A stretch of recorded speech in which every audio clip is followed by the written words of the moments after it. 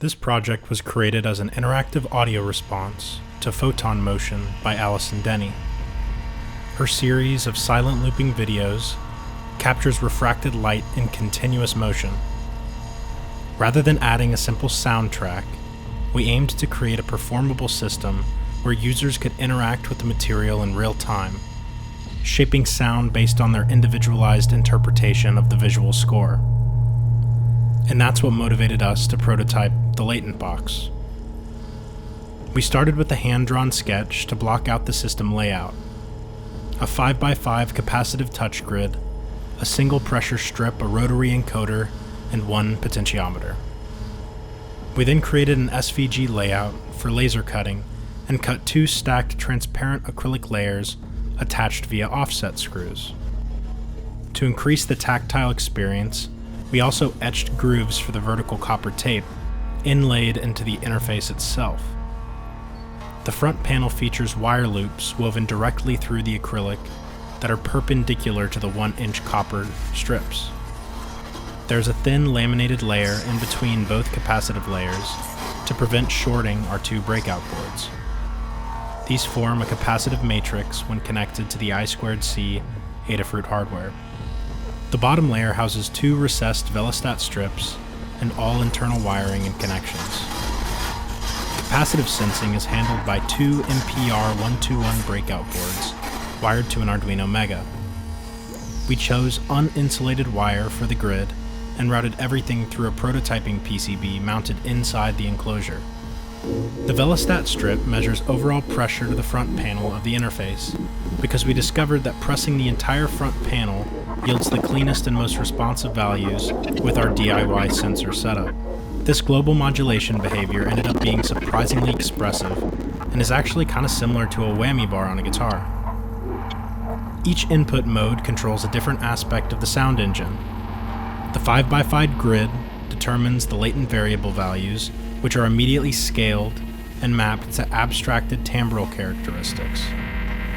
The pressure strip modulates the overall delta of the note randomization within the granular synth. The rotary encoder and potentiometer adjust grain size and playback position on a continuous scale. The Arduino parses all of this data and sends it as serial messages to the Max, where the signal path continues. Inside Max, the patch is structured into distinct modules. First, the serial data is unpacked, scaled, and mapped to the appropriate control paths. These values drive both latent variables inside the RAVE models and parameters of a custom granular synthesizer we built entirely in Max.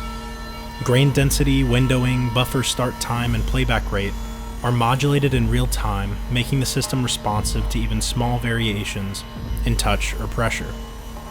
The instrument also accepts audio input, transforming incoming material through the timbral transfer of the selected RAVE model.